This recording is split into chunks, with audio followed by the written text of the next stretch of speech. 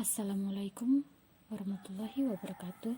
Perkenalkan, nama saya Luciana Baby, STB 172286. Di sini saya akan mempresentasikan mengenai Android. Pertanyaan, apa itu Android?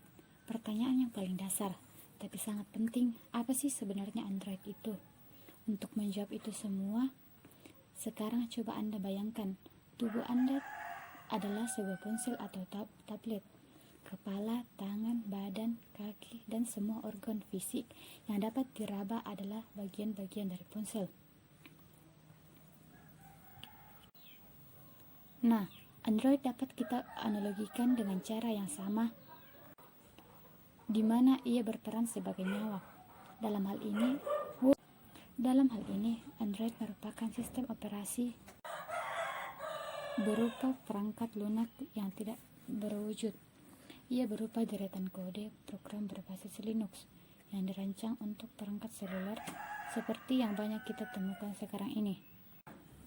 Tanpa Android, maka ponsel sehebat apapun tidak akan dapat berfungsi. Sama seperti tubuh, segagah apapun fisiknya, jika tidak bernyawa, ia tidak dapat bergerak dan beraktivitas. Yang unik dari Android adalah penerapan manipulasi langsung sehingga ponsel yang ditenagai Android dapat merespons input sentuhan seperti menggesek, mencubit, mengetuk, menekan, dan lain-lain. Dan karena ia merupakan kode berlisensi open source, maka pengembangan aplikasi dan pabrikan dapat memperluas fungsionalitasnya ke batas-batas maksimal. Nah, kita lanjut ke sejarah Android. Android pada mulanya berada di bawah naungan Android Inc., sebuah perusahaan yang didirikan pada tahun 2003 silam oleh Andy Rubin, Rich Miner, Nick Search, dan Chris White. Markas besarnya berlokasi di Palo Alto, California. Lucunya, Android pada awalnya tidak dibuat untuk ponsel, melainkan untuk kamera digital. Tujuan ini bergeser ketika perusahaan menyadari peluang mereka lebih besar untuk berkembang jika menyasar perangkat mobile. Jadilah Android diplot untuk menyaingi Symbian dan Windows Mobile yang kala itu menjadi pemain utama. Tapi saat mulai dikerjakan, karena suatu alasan Android Inc. menjalani misi itu secara tersembunyi. Nah, di sini kita akan mempelajari tentang versi-versi Android. Yang pertama itu Android versi alpha dan beta. Versi percobaan sudah mulai dikembangkan pada November 2007. Kode yang digunakan saat itu memakai nama-nama robot dalam kisah fiksi ilmiah, yaitu Android Astro Boy sebagai versi alpha dan Android Bender sebagai versi beta. Jika sekarang Android dikenal dengan nama-nama pegangan yang manis, hal itu adalah atas jasa Ryan Gibson, sang manajer proyek. Nama Android 1.5 Cupcake pun menjadi pilihan pertama yang diperkenalkan secara resmi ke publik pada April 2009. Yang kedua itu Android versi Cupcake 1.5. Android Cupcake dikenal sebagai generasi pertama, namun kalau dilihat dari tingkatan API atau antarmuka pemrograman aplikasi, ia merupakan API ketiga menggunakan kernel Linux 2.6.7. Android Cupcake telah mendukung pemasangan aplikasi pihak ketiga via Play Store. Secara default, ia sudah dilengkapi kemampuan menangkap gambar dan video serta mengunggahnya ke internet. Yang paling menonjol saat itu adalah adanya transisi layar animasi dan pilihan untuk rotasi layar secara otomatis. Yang ketiga itu Android versi Donut 1.6 atau Doughnut. Tak lama setelah peluncuran Cupcake, Google kembali merilis Android Doughnut atau Donut pada September 2009. Peluncuran versi yang terlalu cepat membuat pengembangan OS ini tidak begitu banyak. Hanya peningkatan di beberapa fitur seperti kamera, pencarian, dan dukungan untuk resolusi layar WVGA. Yang baru adalah digunakan pencarian via suara dan didukung multilingual. Yang keempat itu Android versi Eclair 2.0. Menggunakan nama semacam kue khusus asal Prancis, Android Eclair diluncurkan pada Oktober 2009, hanya berselang 1 bulan dari versi sebelumnya yang dirilis terlalu cepat. Bisa dibilang bahwa Eclair merupakan penyempurnaan dari versi Cupcake. Penyempurnaan fitur animasi layar dan kamera menjadi pembuktiannya. Namun, mulai dari versi Eclair, ini kemampuan perangkat keras lebih dioptimalkan. Android pun semakin berfokus pada penghematan daya dan energi dari perangkat. Yang kelima itu Android versi Froyo 2.2, merupakan kependekan dari Frozen Yogurt.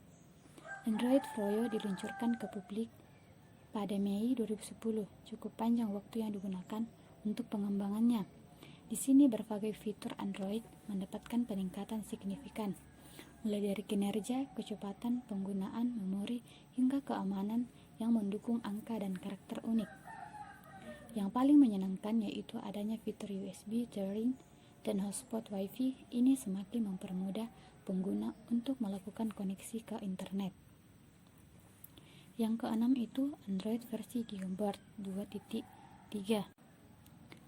6 bulan masa pengembangan tidaklah sia-sia. Gigabird secara menjadi favorit sejak awal dirilisnya pada Desember 2010. Alasan utama karena kestabilan dan kecepatan serta penghematan daya yang semakin mantap. Secara penambahan fitur tidak terlalu tampak, tapi peningkatan terjadi pada bagian kamera, keyboard virtual, tampilan layar, dan sistem audio. Yang paling diingat adalah saat itu Android Gigabird telah mendukung kamera depan untuk selfie. Yang ketujuh itu Android versi Honeycomb 3.0. Android Honeycomb merupakan generasi pertama Android yang dioptimalkan secara khusus untuk perangkat portable dan segera disambut dengan gembira sejak diluncurkan pada Februari 2011. Optimalisasi ini membuat Android menambahkan fitur kompatibilitas dengan keyboard eksternal dan joystick. Begitupun juga dengan dukungan terhadap pengguna multi-core prosesor. Ini membuat peningkatan kinerja dan akselerasi terhadap hardware semakin optimal. Yang kedelapan itu Android versi Ice Cream Sandwich 4.0. Membutuhkan lebih dari 8 bulan sejak peluncuran Honeycomb, Ice Cream Sandwich segera membuat penggunanya jatuh cinta. Peningkatan utamanya adalah pada tampilan yang menjadi sangat smooth dan sentuhan yang responsif. Pengguna Android saat itu bahkan sudah sangat senang hanya dengan menggeser-geser layar saja. Kamera editor, gambar dan warna layar menjadi hal yang paling terlihat berubah menjadi lebih halus. Di versi ini, Android juga mulai menambahkan fitur pendeteksi wajah sebagai pembuka kunci layar.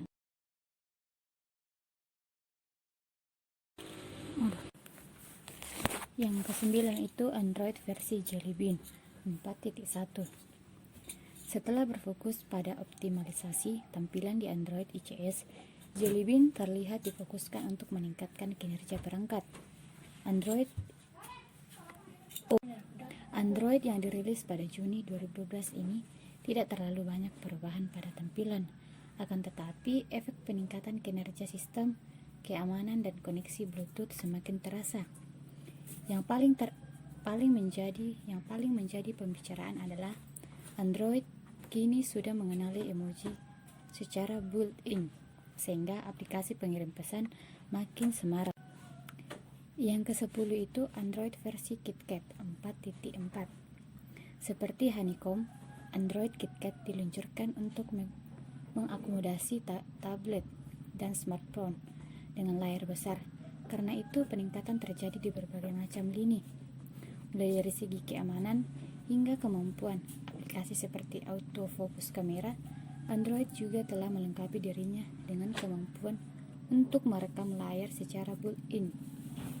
Untuk waktu pengembangan yang mencapai lebih dari 1 tahun, dirilis Oktober 2013, Android KitKat kurang begitu memuaskan pengguna. Yang ke-11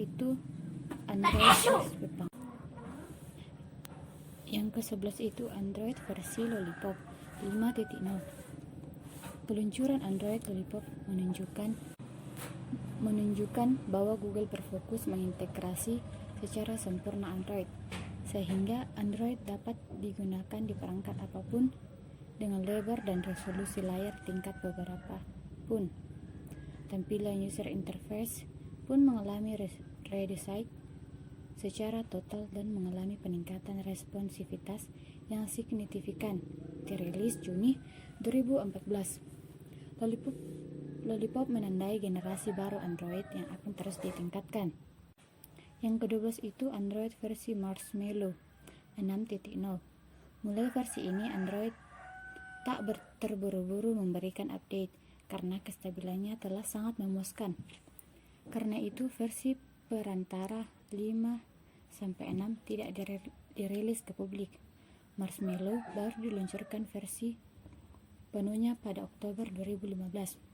Ada banyak sekali peningkatan dalam versi ini, mulai dari keamanan, kinerja, hingga kemampuan konektivitasnya. Semuanya ditujukan untuk peningkatan pengalaman pengguna atau user experience secara menyeluruh. Yang ke-13 itu Android versi Nougat ke-7, diluncurkan Agustus 2016. Android Nougat memberikan banyak sekali peningkatan fitur, hingga lebih dari 50 fitur ditambah terkait kinerja, kecepatan, tampilan, keamanan, konektivitas, dan kompatibilitas. Sulit untuk menyebutkan satu persatu fitur tersebut, namun jelas Android Nougat memberikan pengalaman pengguna yang jauh lebih baik dari sebelumnya. Yang ke-14 itu Android versi Oreo ke-8. Kehadiran Oreo pada Agustus 2017 menghadirkan babak baru yang disebut Treble Project, yaitu kemampuan perangkat Android untuk mendapatkan update secara langsung lewat internet. Selain fitur, peningkatan utama terjadi pada penghematan sumber daya dan energi, sehingga bahkan dapat digunakan optimal pada perangkat dengan RAM di bawah 1 GB. Yang ke-15 itu Android versi Pie ke-9. Setahun setelah Oreo, Android merilis versi ke-9-nya.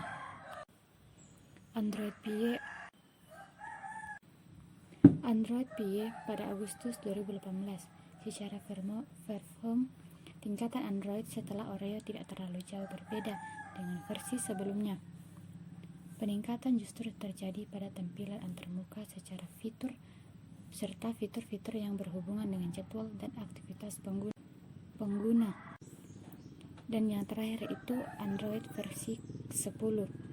Diberi kode nama Key, awalnya diduga bahwa tingkatan Android setelah Pie akan menggunakan nama Queen Cake atau Queen Tart. Namun akhirnya pada Agustus 2019, Google dengan resmi mengumumkan menghentikan penggunaan nama-nama makanan manis. Android versi terbaru ini pun diperkenalkan dengan nama Android 10 saja, tanpa embel-embel apa-apa. Pengembangan fitur kinerja agaknya dianggap sudah sempurna, sehingga masalah penghematan sumber daya tak lagi menjadi fokus, apalagi dengan hadirnya perangkat-perangkat keras yang memiliki resource besar. Sekarang ini optimalisasi terjadi pada fitur keamanan dan kompatibilitas.